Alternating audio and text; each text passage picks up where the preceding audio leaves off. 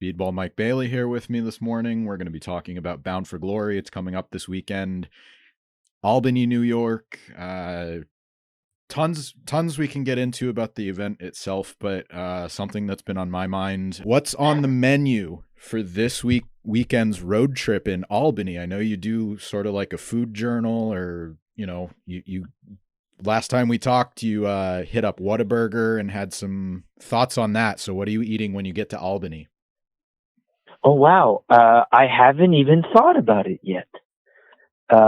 It's going to be a very busy weekend, and I've had other things on my mind than food, which is a very, very rare occurrence. So if that tells you anything about the importance of this match, there you go. I haven't even thought of where to get a hot dog in Albany yet. Okay. I'm putting you to the test then. But maybe Saturday morning or Sunday morning, once the cameras are off, you can go out and find something.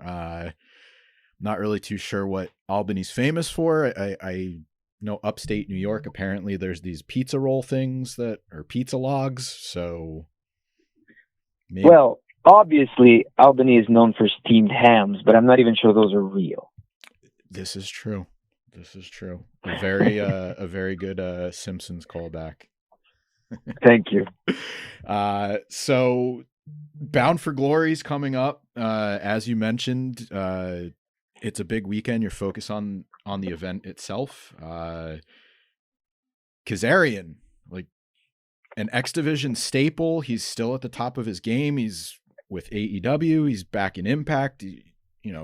Around the world known for his work. How are you feeling going into this match? I mean, obviously you're focused, but does having alumni like that make the match feel any different preparation-wise? It absolutely does, yes, because there is so much Frankie and Kazarian material on the internet for me to watch and get prepared, which I feel like that heavily plays my advantage. But the main advantage I think I have going into Friday is momentum. I've had one of the best and busiest years of my life, and I'm looking to ride that straight to a victory.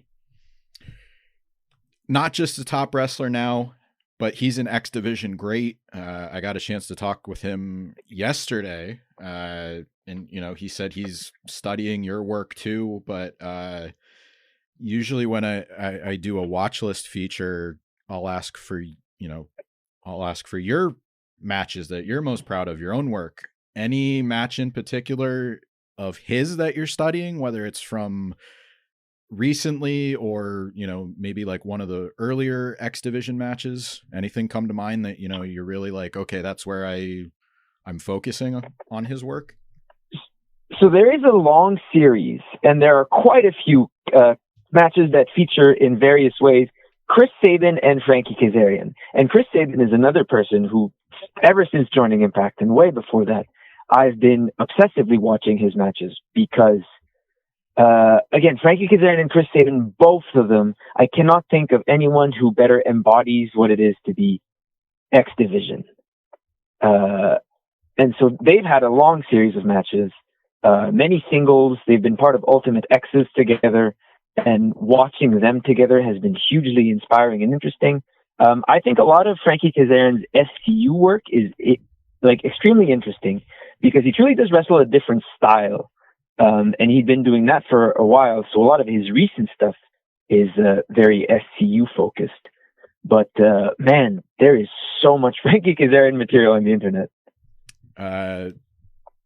One of the matches I talked to him about was the Ultimate X match. And we were talking about how the 20th anniversary of that match is coming up next year. You won the title in that match, Slammiversary this year.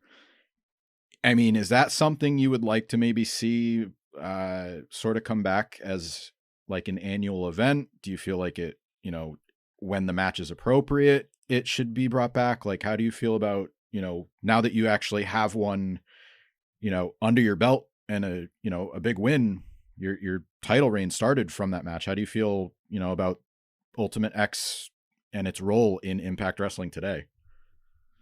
So it's a difficult balance, right?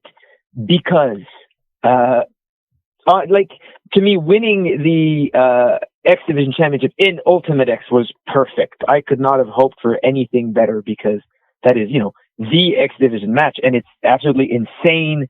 And it gives, just having that structure above the ring gives everyone so many opportunities for things to do that are different. And it takes a toll on the body.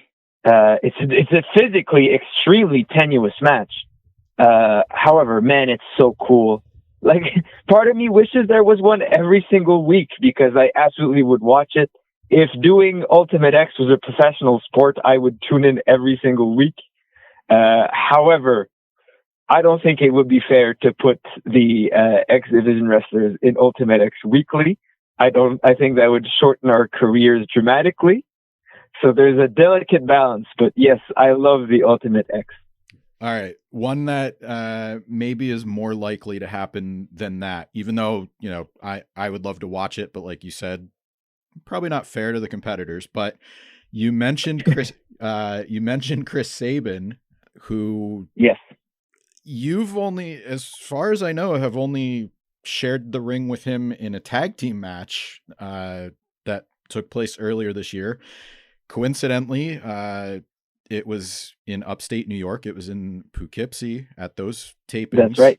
I mean, once you get through this weekend, is he another name that you're kind of looking at maybe defending your title against? Like, would you want to, sort of not make it a storyline, but like, would you want to test yourself against the Impact X Division greats, past champions? Is that something that could maybe present an interesting challenge to you?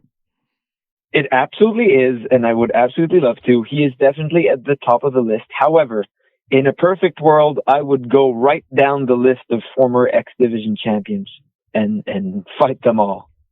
That is my ideal scenario for my X Division championship reign coming up. I would absolutely love to see that. Maybe we can speak it into existence in some way. I don't think we can. I think logistically that would be impossible. However, definitely a dream. I think there's a lot of them that would be possible, but also too many of them wouldn't. Well, yeah, I misspoke. What I meant was if you started at not every single one, but starting at the beginning of the list. Correct. As far as I can tell, Chris Sabin is number 10. So he might be first in line. And then you have Kazarian, who you're already facing. You have, Christopher Daniels. It could happen. Mm-hmm. That would be very interesting. Samoa Joe. There's a lot of these as well. Yeah, a lot of these are the same names because they had multiple title reigns. But you get down to, Eric Young was the champion. Alex Shelley. You got Amazing Red, who I believe is still working. So that's right. It could happen. Who knows? Chris Sabin does have the highest number of reigns and the longest. Mm-hmm. Held the title for the longest time as well. So you're right. He is probably number one on the list. I asked you about Kazarian's matches, so I will ask you the other side of the watch list part. When I actually didn't realize we talked in April, but for some reason I thought it was sooner, but you weren't champion yet. Now that you're the champion, is there a match that you've had, a title defense, that you feel like fans got to see a complete wrestler, like what you want to represent as X Division champion? I believe you've had 10 defenses so far, or 11. Yes. So any of those matches that really stand out as, showing what you want to be as a complete wrestler?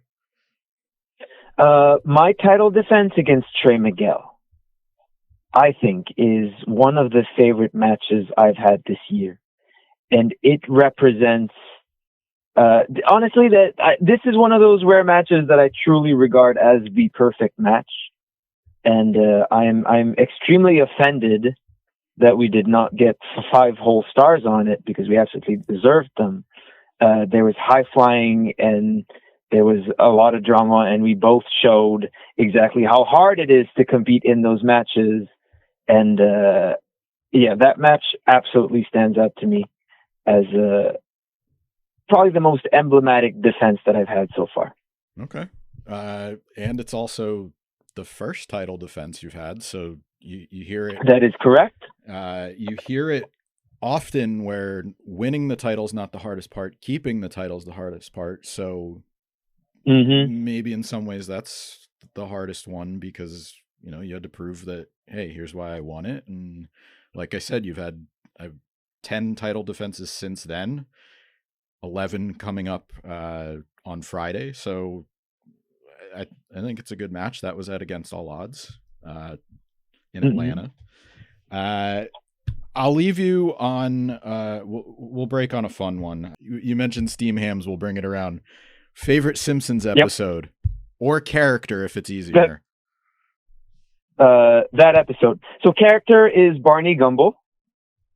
Because I always think it's hilarious that whenever he puts his mind to something, he nails it. He was on his way to become the greatest astronaut of all time, and also he can pilot a helicopter. He's an amazing singer, and he's portrayed as this absolute loser who does nothing but sit as mo. But whenever he tries to do something, he always nails it. His short film that he produced, which was on its way to, or did win the film festival. Yeah.